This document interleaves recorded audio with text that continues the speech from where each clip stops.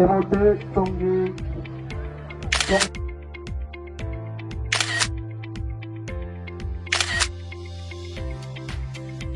প্রিয় এলাকাবাসী, যে কথা বলছিলাম, এই ফ্যাসিবাদ খুনি হাসিনার সরকার শুধু আমাদের উপর অত্যাচার ও নির্যাতনই চালায় নাই, তারা বাংলাদেশের প্রতিটি সরকারি প্রতিষ্ঠান এবং রাষ্ট্র কাঠামোকে তারা দলীয়তন্ত্র করেছিল এবং ধ্বংসের দিকে ঠেলে দিয়েছে। বাংলাদেশে ছাত্রছাত্রীরা যেন ভবিষ্যতে একটি পরিপূর্ণ ছাত্র বা তারা যেন ভালো মানুষ হয়ে না দাঁড়াতে পারে সমাজে, সেই পরিকল্পনা তারা বাস্তবায়ন করার জন্য তারা কিন্তু ষড়যন্ত্র করত এবং সেই কারণে বাংলাদেশের সিলেবাস কিন্তু হয়তো দিল্লি থেকে আসতো। সেই সিলেবাস বাংলাদেশের গভর্নমেন্টের না, বাংলাদেশের সরকারের না। ওইখান থেকে যেই সিলেবাস পাঠাইতো সেই সিলেবাস অনুযায়ী এখানে বই এবং ইতিহাসকে বিকৃতি করে তারা সেই বই ছাপাইতো এবং সেই বই তারা বিতরণ করত এবং বাংলাদেশের এভাবেই তারা বাংলাদেশের শিক্ষা ব্যবস্থাটাকে ধ্বংস করে দিয়েছিল।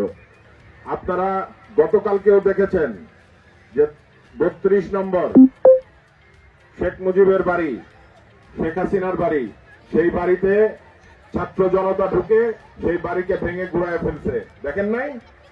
কালকে সারা রাত এখন পর্যন্ত বোধহয় ভাঙা চলতেছে। এছাড়াও আমরা দেখছি যে এই লুটপাটকারী যে মন্ত্রীরা ছিল তাদের বাড়িঘরও ভাঙা হচ্ছে। এই হচ্ছে গিয়ে যে জনগণ চাইলে কোন স্বৈরাচার দীর্ঘস্থায়ী হতে পারে না।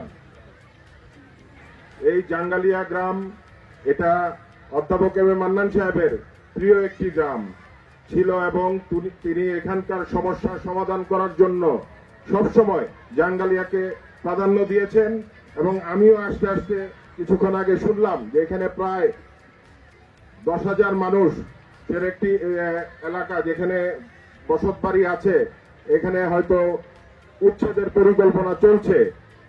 তো তাদের কথা শুনলাম যে দীর্ঘদিন ধরে তারা এখানে, যখন মান্নান সাহেব এখানে চেয়ারম্যান ছিলেন তখন থেকে তিনি তাদেরকে এখানে ব্যবস্থা করে দিয়েছিলেন এখানে তাদের বসবাসের জন্য। আজকে সেই পরিবার বড় হইতে হইতে হয়তো এখানে 10,000 লোক এখন বসবাস করে। আমি তাদেরকে আশ্বস্ত করেছি যে আমি ওনাদের পাশে থাকব এবং আমি বিষয়গুলো দেখব যেন এই এলাকাবাসীর উপর কোনো অন্যায় না হয়।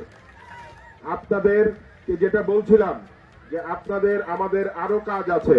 এই হাসিনা চলে গেছে দেখে আমাদের কাজ শেষ, কিন্তু তা নয়। কারণ আমাদের একটি নির্বাচনের জন্য অপেক্ষা করতে হবে। সেই নির্বাচন যেন দ্রুত হয়, একটি সুষ্ঠু নির্বাচন। সেই নির্বাচনে বিএনপি রাষ্ট্র ক্ষমতার দায়িত্ব পেলে, রাষ্ট্র পরিচালনার দায়িত্ব পেলে তবেই আমরা কিন্তু এই এলাকার মানুষের উন্নয়নমূলক কাজগুলো আমরা করতে পারবো। সুতরাং সেই জন্য আপনাদেরকে সতর্ক থাকতে হবে এবং ধানের শীষকে বিজয়ী করার জন্য আপনাদেরকে কাজ করতে হবে। সুতরাং আমি আর আমার বক্তব্য দীর্ঘায়িত করছি না। আপনারা আমার পরিবারের জন্য দোয়া করবেন, আমাদের নেতৃবৃন্দদের জন্য দোয়া করবেন এবং আমরা যেন আপনাদের পাশে থেকে সবসময় কাজ করতে পারি সেই জন্য আমাদেরকে সহযোগিতা করবেন। সকলকে আবারও ধন্যবাদ জানাচ্ছি। আসসালামু আলাইকুম।